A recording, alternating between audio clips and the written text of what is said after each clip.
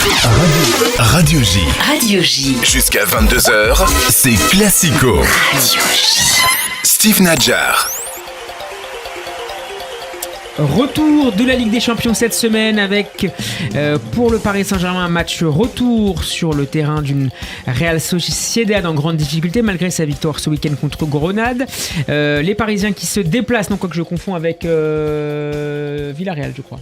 Villarreal, ils ont gagné 5-1 contre Grenade. Ouais. Ils ont perdu 3-2 à Séville. Les Parisiens qui se déplacent. Merci pour cette correction d'avis. Les Parisiens qui se déplacent après un match nul à Monaco vendredi, marqué par le remplacement à la mi-temps de Kylian Mbappé. Rien ne semble plus aller entre Luis Enrique et l'attaquant tricolore.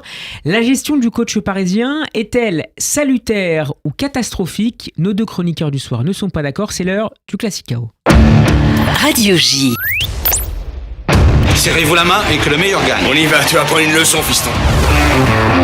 Je veux pas de ringard pour m'emmerder dans mon coin. Et tu ferais mieux de pas me faire cette gueule-là si tu veux pas que je te la défonce. Je te mettrai KO. Je te mettrai KO. Je te mettrai KO. Radio J. Yacine, tu salues, je crois, les choix de Luis Enrique. David, tu es... C'est l'inverse ? C'est l'inverse. Alors David, on va démarrer avec toi. Ouais. T'as 30 secondes pour défendre Luis Enrique avant que Yacine te réponde. Je commence ? Oui. Alors, Luis Enrique, je vais simplement m'en tenir aux propos de Nasser Al-Khelaifi d'avant-saison. C'est que c'est une saison de transition, c'est une saison où la Ligue des Champions n'est absolument pas un objectif et c'est une saison où l'important c'est de la mise en place d'un projet de jeu et l'esthétique. Dans ce sens, je comprends que Luis Enrique veuille à la lumière du classement, bâtir pour la saison prochaine, dans la mesure où il est premier avec un bon match de points d'avance et que le match contre la Real Sociedad, il a déjà 2 buts d'avance. Donc moi, ça me choque pas que maintenant que Kylian Mbappé ne s'inscrit pas dans un projet qui a été fait pour lui à moyen terme, il se permet de s'en passer. Merci David. Yacine, à toi. Alors, je suis absolument pas d'accord par rapport au choix de Luis Enrique. Il doit rester dans cette position d'entraîneur qui est tout simplement de faire jouer les meilleurs. Son objectif est de gagner. Kylian Mbappé, c'est toujours un plus de l'avoir dans l'équipe. Et surtout, cet argument de dire que Luis Enrique dit voilà, on doit se préparer à jouer sans Kylian Mbappé, pour moi ne tient pas la route. Je pense qu'il est absolument manipulé par son président, par son employeur, et que pour moi il rentre dans le jeu, il rentre dans la danse de ce qui malheureusement fait très mal à Kylian Temps Mbappé. additionnel, vous avez 10 secondes chacun, messieurs. David, pour démarrer. Non, mais je tu pense... vas ajouter quelque chose, bien sûr. Non, je veux rien ajouter. Je pense que la situation de Kylian Mbappé, elle reflète de toute façon l'organigramme décisionnel absolument abracadabrantesque dans ce club. C'est-à-dire que tout le club, la chaîne de décision est bâtie en fait pour placer Kylian Mbappé dans une Yacine, position. pour conclure, avant de céder la parole à notre invité Grégory Schneider. Encore une fois, Luis Enrique doit vraiment rester concentré, et ce que tu disais, David, par rapport au fait qu'il a des points en Ligue 1. Non, mais il y a une Ligue des Champions à aller chercher, et tu dois faire en sorte que Kylian Mbappé soit au top pour aller essayer de la gagner. Et moi, je pense qu'il faut Messieurs, mettre ces arguments. Merci, l'arbitre des élégances, Grégory Schneider de Libération. Qu'as-tu pensé de cette analyse croisée de nos deux chroniqueurs du soir ? Il y a un peu des deux, parce qu'il y a le principe de réalité d'un côté. Après, Luis Enrique a justifié son choix sur le fait qu'effectivement, il pouvait préparer déjà la saison prochaine. Alors, c'est bien le premier à préparer la saison prochaine. Ça a du sens de préparer la saison prochaine en février ? Parce que dans ces cas-là, vous ne faites pas jouer les mecs qui sont en fin de contrat, donc vous dégagez 20% des mecs qui sont sous contrat en Ligue 1. Donc, dans ces cas-là, on n'a qu'à le faire. Même Luis Enrique, après tout, n'est pas sûr d'être là l'année prochaine. Enfin, il peut y arriver. Et il y a d'autres joueurs, je ne pense pas que Soler survive bien longtemps au contexte. Gonzalo Ramos, je ne pense pas qu'il survive bien longtemps. Ils vont quand même essayer peut-être de s'en épargner ou pas. Mais en tout cas, il y a des incertitudes autour de ça. Donc c'est un petit peu un argument fallacieux. Mais après, David voit quand même un truc, c'est que le Paris Saint-Germain est un club, et ça, il faut quand même absolument avoir ça en tête quand tu veux comprendre quelque chose à ça, où le sportif n'est pas au premier rang. Ça, on parle d'autre chose, on connaît tout ça. Y compris sous le mandat de Luis Enrique. Ah, mais totalement. C'est-à-dire qu'on parle d'image, on parle de soft power, on parle de valorisation, on parle de séduction, on parle de... Et pourquoi pas ? Moi, je suis pas à leur place, j'ai aucune raison de dire c'est bien, c'est mal. Mais ça leur donne une latitude par rapport à Mbappé. Donc tu peux l'écarter parce que l'image te commande à ce moment-là du film de t'en séparer ou de l'écarter.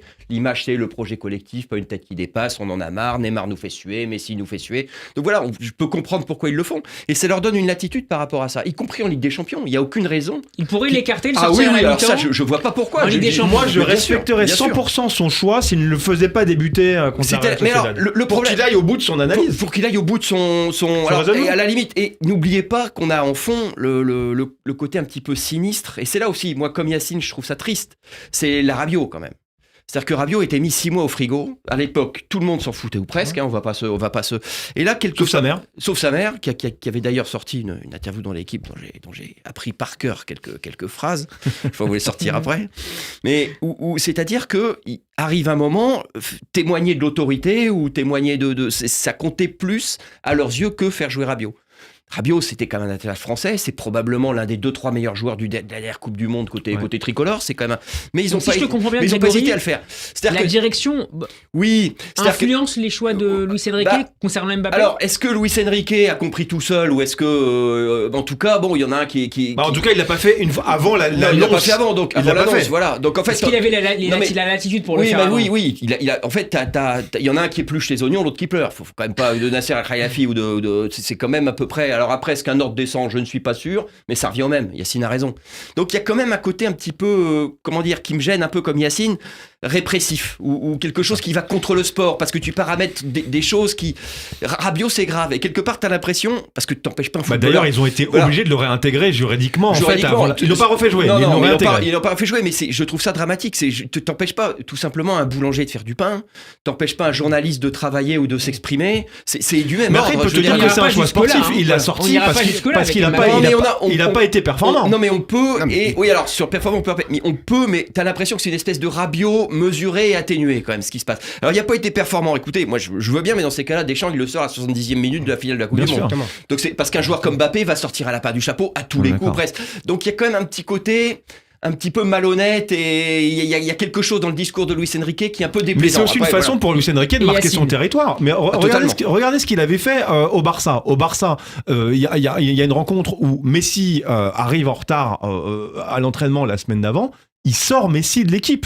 Après, ça provoque un clash. Messi ne vient pas le lendemain à la mise au vert. Il y a une discussion. C'est ce qu'avait fait par ailleurs Pochettino avec le PSG, c'était contre Lyon, je crois, en début de saison. Non, il l'a fait une fois. il y avait Tourelle qui avait sorti Mbappé, qui avait mis sur le banc pour un classico. Marseille. Qui est arrivé en Mbappé retard de et 10 minutes, je crois, Mbappé avant une- qui et voilà. Oui. Et en fait, c'est Et la fin, c'est quoi? Il rentre, il met 2 buts. Non, Ouais. mais complètement.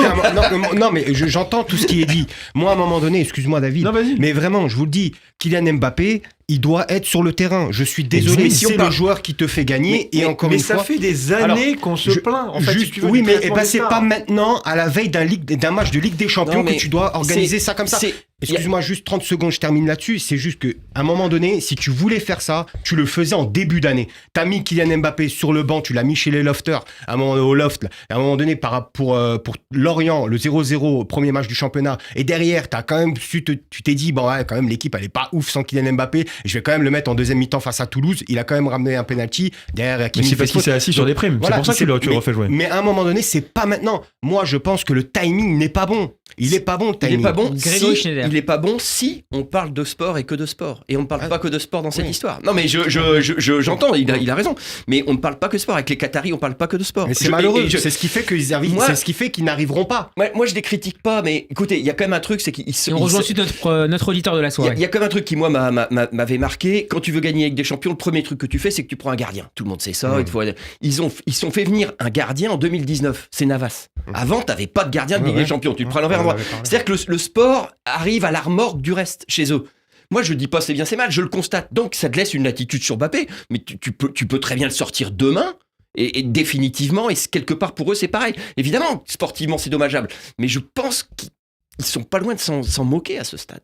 Mais- Si, on nous a expliqué, tu sors Messi. Messi, c'est 20 buts, 20 passes D. Enfin bon, Messi voulait peut-être pas rester, tout ça. Ouais. Neymar leur fait quand même une première partie de saison l'année dernière. Exceptionnel. Exceptionnel. Et tu dis, ça va mieux marcher sans eux. Mais non, si ça marchait mieux sans Messi, on le saurait. Donc quelque part, il y a d'autres choses qui rentrent en compte. Voilà, c'est ça que je voulais dire. Qui, Un moi, me rendent auditeur- pas plus à l'aise que Yacine. Je suis... Un auditeur nous rejoint à présent dans Classico. Bonsoir Benjamin. Bonsoir Steve. Quel est ton analyse, ton regard sur les derniers choix de Luis Enrique concernant Kylian Mbappé, notamment vendredi à Monaco? Moi, je le soutiens à 1000%. Je trouve que c'est normal.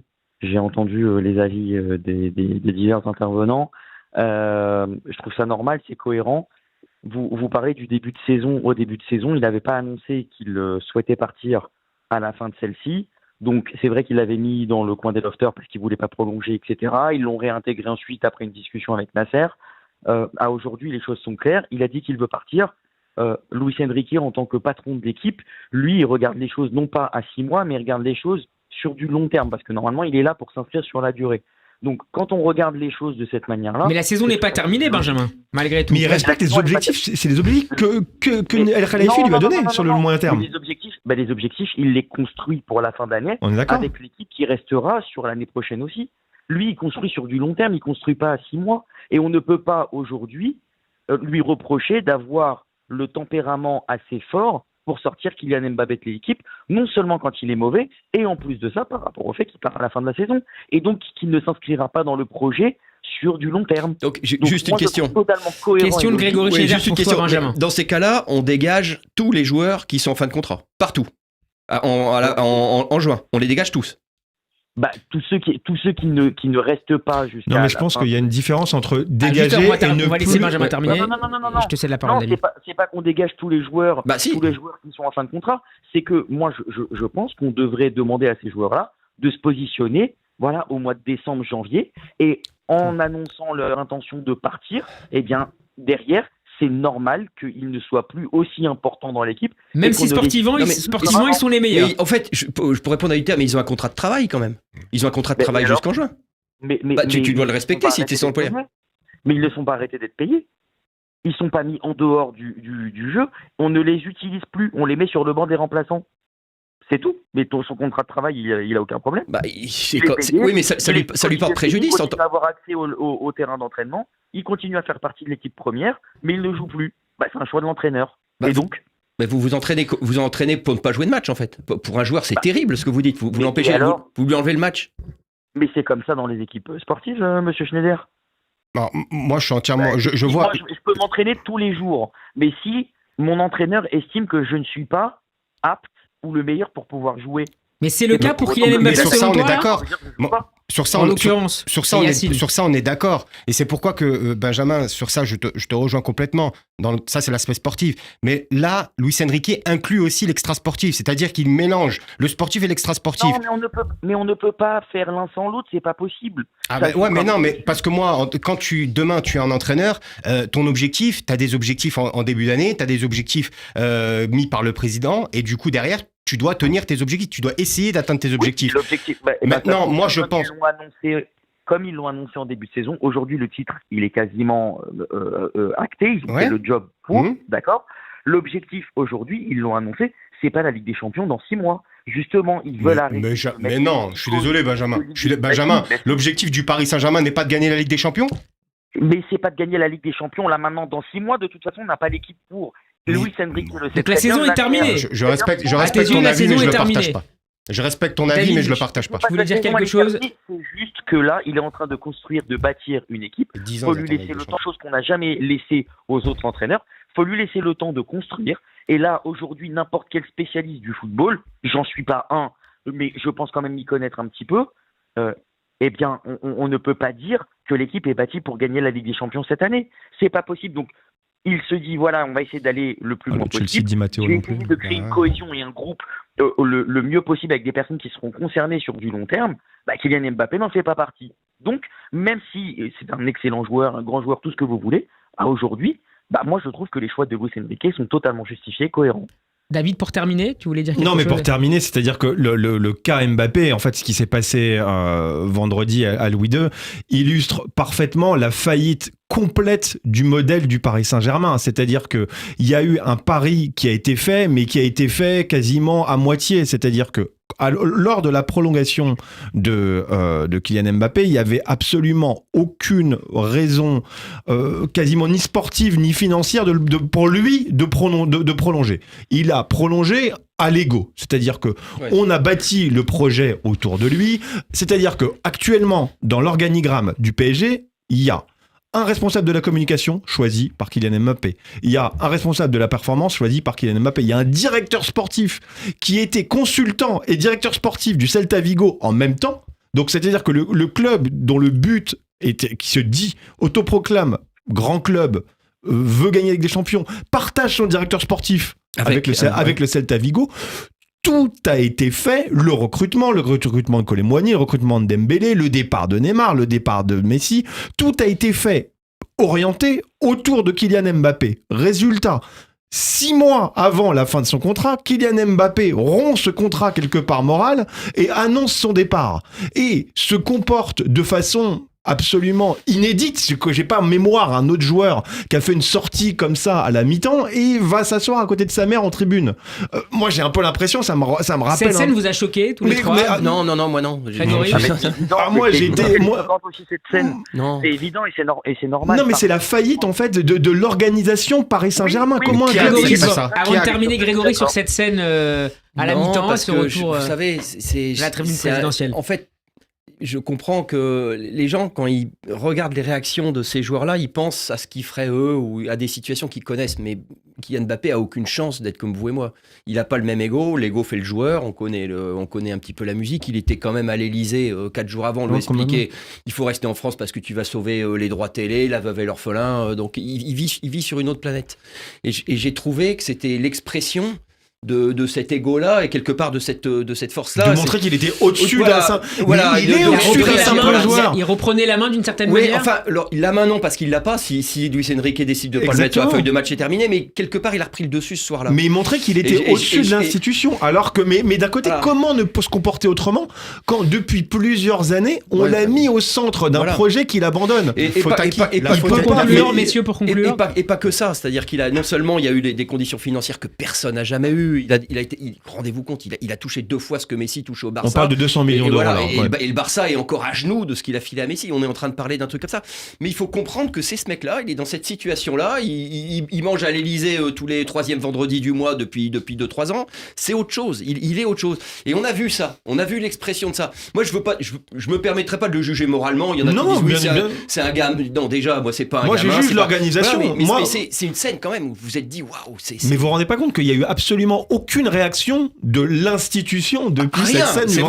Il n'y a eu aucune communication. Alors il y a Luis Enrique, avant de donner la parole pour terminer, Yacine, de Luis Enrique, donc en conférence de presse, qui a été interrogé sur Mbappé. Peut-on jouer sans Mbappé en Ligue des Champions comme en Ligue 1?